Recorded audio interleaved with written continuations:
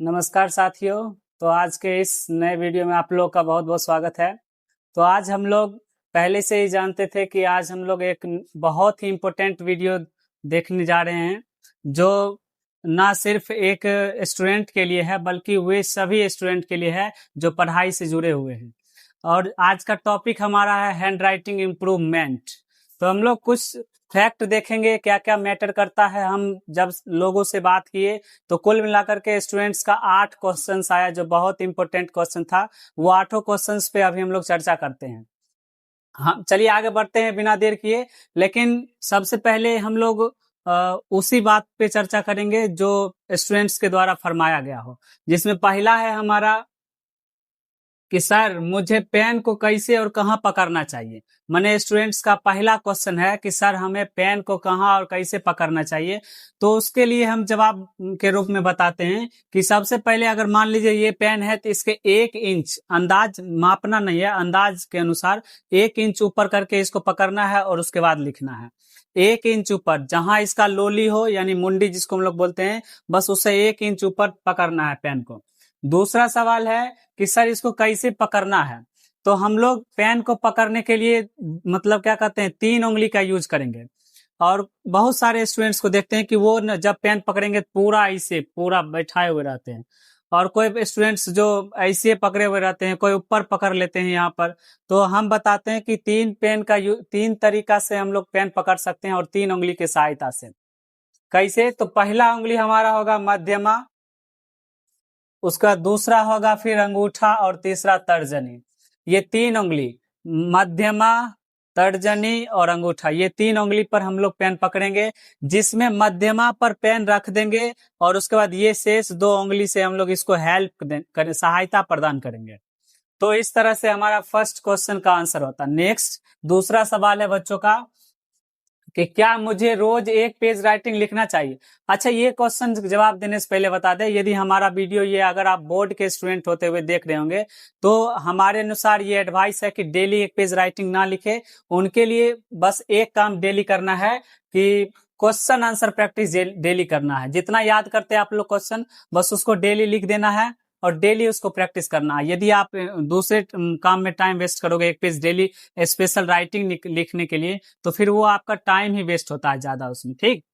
दूसरा बात, यदि आप बोर्ड के कैंडिडेट हो तो मैथ का एक एक्सरसाइज डेली निपटा दिया करो, ताकि उससे और उसमें राइटिंग में मतलब मैटर नहीं करता है। तो लेकिन उसका एक एक्सरसाइज डेली निपटाओ। यदि आप स्टूडेंट्स हैं लेकिन बोर्ड के स्टूडेंट नहीं हैं, चाहे वो आप मतलब क्या कहते हैं किसी भी क्लास के हो, तो आप अगर टाइम है आपके पास तो एक राइटिंग की बुक ले लीजिए। आता है राइटिंग की बुक, उसको करिए। अदरवाइज आप 1 पेज डेली हिंदी और इंग्लिश की राइटिंग लिखें, तो भी आपके हैंड राइटिंग इंप्रूवमेंट हो सकती है। तीसरा सवाल, कॉपी रखने का सही स्टाइल क्या है सर। कॉपी रखना भी मतलब मायने रखता है, छोटी छोटी चीजें भी मायने रखता है हमारे हैंड राइटिंग इंप्रूवमेंट में। कॉपी रखने का सबसे सटीक तरीका है हमारे अनुसार 45 डिग्री एंगल। कॉपी यदि मान लीजिए ये कॉपी है तो इसको सीधा रखकर लिखने में हाथ हमारा सीधा होता है, इसको इसलिए हल्का तिरछा रखना है, इट मीन्स 45 डिग्री के एंगल पे, और उसके बाद लिखना है हमको 45 डिग्री के एंगल पर। इसका मतलब हल्का तिरछा करके पेंसिल पर कॉपी रखना है। दूसरा बात कि हमको कॉपी पर पूरा हाथ नहीं दे देना, ऐसे करके नहीं लिखना। हमारा सिर्फ हथेली कॉपी पर रहेगा, बाकी हाथ हल्का उठा होना चाहिए ताकि एक्टिव रहे। ठीक।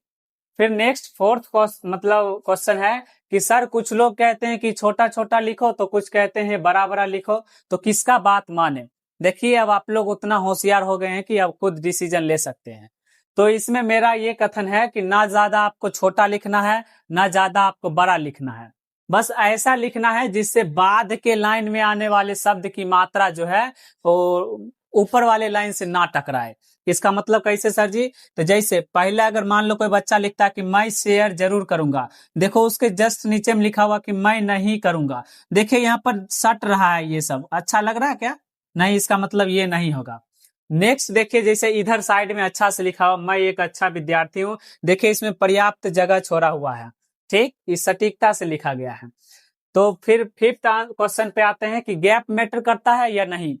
हाँ बिल्कुल, गैप मैटर करता है और बहुत मैटर करता है, क्योंकि हम लोग जानते हैं कि अलंकृत करने के लिए राइटिंग को गैप बहुत मैटर करता है। दो शब्दों के बीच पर्याप्त गैप जरूर छोड़ना है आपको। पेन को ढीला छोड़ना है, पेन को पूरा कस के नहीं पकड़ना है, घूमते रहने देना है। नेक्स्ट, अगला हमारा धीरे धीरे लिखे या तेजी से। इवेंचुअली शुरुआत में आप धीरे धीरे लिखें, और लेकिन जब अंत हो तो आप स्पीड बढ़ा सकते हो, मतलब थोड़ा बहुत सीख जाओ तो स्पीड बढ़ा सकते हो। अगला क्वेश्चन, एग्जाम के स्टार्ट में अच्छा लिखता हूं परंतु लास्ट में खराब हो जाता है, क्या करें? एग्जाम के शुरुआत में अच्छा लिखते हैं, इसका मतलब आप उस समय एक्टिव होते हैं, लास्ट में टाइम के पाबंदी के कारण आप नहीं लिख पाते हैं।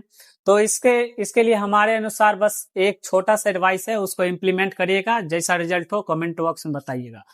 सबसे पहला तो परीक्षा में 2 पेन्स का यूज करना है, first blue next black.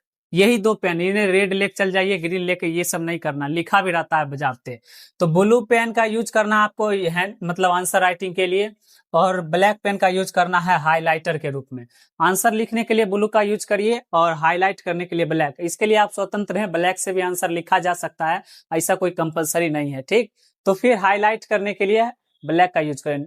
Next point, हमारा कौन कौन सा एक्सरसाइज करें राइटिंग इंप्रूवमेंट के लिए, सबसे इंपॉर्टेंट है कौन कौन सा एक्सरसाइज करें।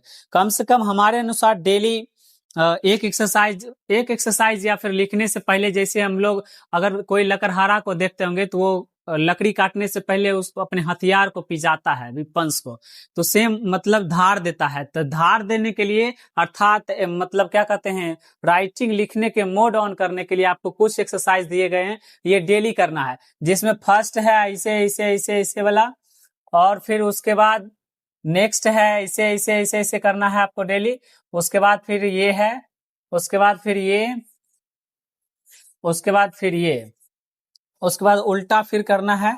हो सके तो यू भी जितना होता है ये सब भी बनाते रहना है, इससे भी एक्टिव होता है हाथ। सबसे इंपॉर्टेंट है कि आप किसी गोल को करें, उसके बाद उसको घेरने का कोशिश करें।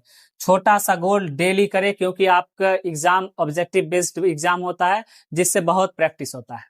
अंततः आप लोगों से बस एक क्वेश्चन है कि अगर आप लोगों को ये वीडियो पसंद पड़े तो जरूर शेयर करिएगा, और अंत में कमेंट बॉक्स में ये बता दीजिएगा कि आप किससे प्रेरित और इंस्पायर होकर के हैंड राइटिंग सुधारने के लिए जागरूक हुए, क्योंकि हम लोग भी इंस्पायर हुए हैं किन्हीं किन्हीं लोगों से। तो फिर आप जिनसे हुए उनका नाम कमेंट बॉक्स में जरूर लिखिएगा। जाते जाते बस स्टूडेंट्स के लिए एक लाइन है जो सिर्फ हमारे छात्रों के लिए है, a beautiful dress can change your personality but a beautiful behaviour can change your life. So please focus on beautiful behaviour, not on beautiful dress. That's all. मिलते हैं नेक्स्ट वीडियो में, तब तक के लिए हंसते मुस्कुराते रहिए।